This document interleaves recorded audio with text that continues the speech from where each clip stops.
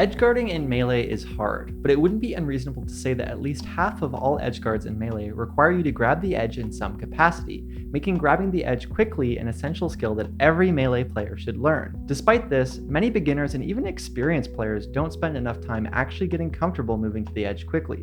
Many beginners are worried that attempting to go for edge will lead to getting them killed, so they stay on stage where it's safe, potentially dropping guaranteed punishes in the process, and even kills. But the bigger problem, I think, is that many just don't find grabbing the edge a fun thing to practice, so they never get better at it.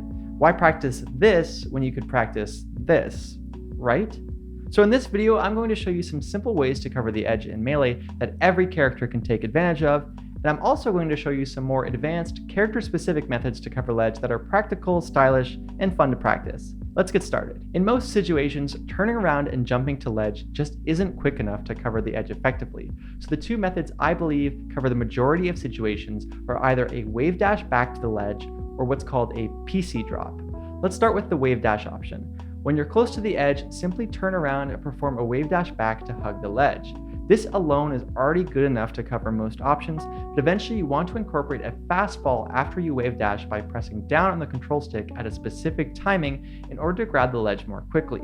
I say specific timing because if you do the fastfall too late, you won't grab the ledge and you'll be in kind of a bad position, which is why I wouldn't recommend going for the fastfall if you're just starting out. This fastfall makes a noticeable difference, especially if you're playing a floatier character like Marth, and the increased speed means quicker invincibility, which allows you to dodge moves that would have hit you if you went slower. The PC drop is just as simple. Named after Falco player PC Chris, to perform a PC drop, you turn around while walking towards the edge when close enough to slide off backwards with your walking momentum. Personally, I use this technique most often with Marth as it's easier to perform with him, but the technique is universal and any character can take advantage of it. It's very important to remember though that you must be walking, not dashing or running when you do this, as a traditional PC drop will not work out of any movement option besides walk. This is a pretty big downside, but thankfully if you perform a wave dash forwards towards the ledge and then do the same motion, it will work in a similar capacity. This means you can use the same muscle memory out of walk, but also if you're already in a dash, just by using the wave dash.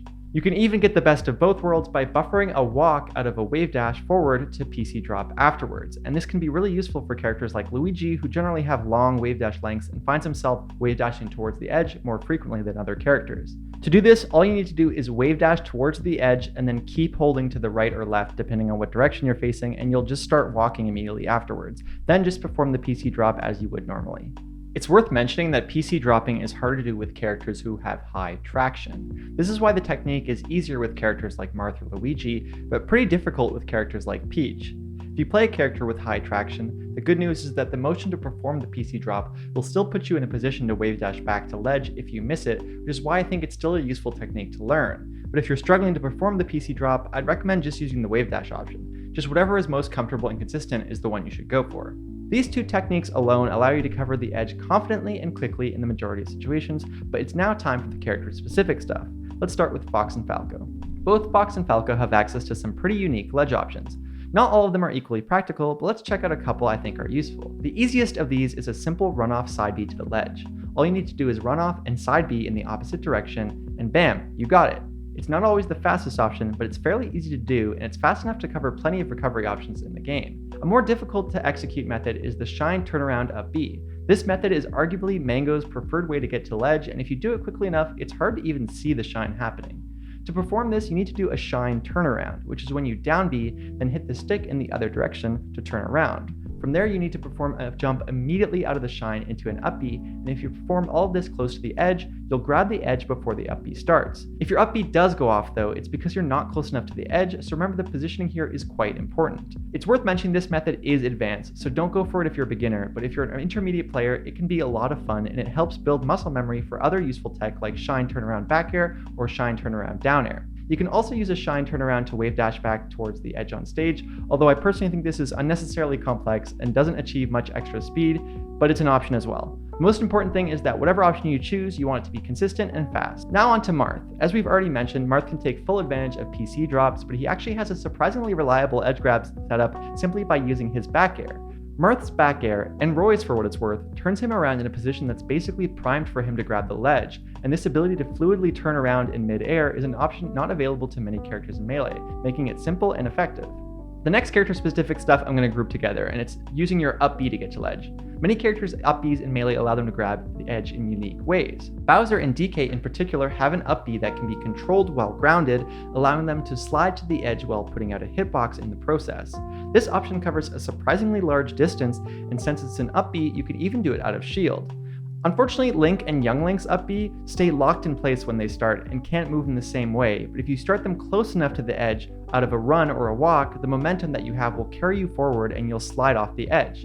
This one always looks really cool to me, so if you play either of these characters, definitely check it out. It's stylish and it's practical.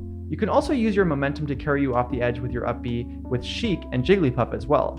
For Jigglypuff, this technique is definitely more flashy than it is useful, especially since Jigglypuff doesn't have a hard time getting to ledge, but Sing can actually be a useful option to grab the ledge beyond just this runoff technique, as it will grab the ledge regardless of the direction Jiggs is facing. So I recommend experimenting with Sing as an edge grabbing tool in certain situations if you're a Puff player. In the case of Sheik, if you followed Connor on Twitter, you've probably seen some pretty crazy double poof combos like this, and to perform the technique, you do essentially the same thing you did with Young Link, but you need to also make sure to point your stick towards the edge in order to ensure that Sheik is facing the right direction when she finishes her recovery, otherwise she will just fall to her death. Sheik does have a more practical ledge grab tool though, and it's a needle turnaround. To perform this, flick the stick in the opposite direction, then hold B to start charging needles. From there, you want to immediately hit L or R to cancel the charge, and you're now primed to grab the ledge. This method is actually a reliable way to turn around in midair as Sheik in general, and is useful for a variety of other interactions in game, so I recommend becoming comfortable with midair charges like this if you're a Sheik player. However, if you are struggling with this, practice charging and canceling the charge mid-air without the turnaround, and only add in the turnaround once you're comfortable with that. Moving on, we have Pikachu, who can also use his up B to get to ledge in some pretty fancy ways, but these are largely just about hitting really specific angles. There's not too much to say here, so just experiment with different up B angles to find what works, and as you can see on screen, you can get some pretty crazy ledge grabs from very surprising distances. In the case of Peach, Peach can grab ledge quite easily by doing a grounded float off of the stage into releasing the float to drop to the edge. To perform a grounded float, hold down on the control stick and hold the jump button. From there, you just use the stick to guide yourself to the ledge, and it's pretty easy. This setup is particularly useful as it puts you in position to edgeguard with aerials like back air, where you can then grab ledge to finish your opponent off. Last but not least, you can moonwalk to grab ledge, but personally I think they're far from the best option in most situations, particularly because they're slow.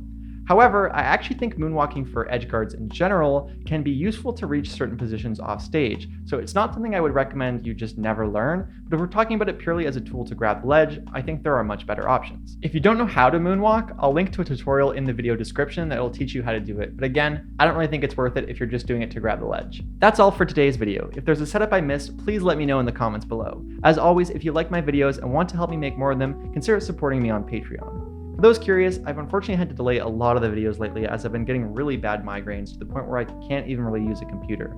I'm working on doing my best to recover from this. I've been seeing a neurologist, it's a whole thing, but it's been super frustrating to not work on videos in the way I want, and having headaches all the time sucks too. So thanks for watching. I'm hoping that's going to improve, and I'll see you guys next time.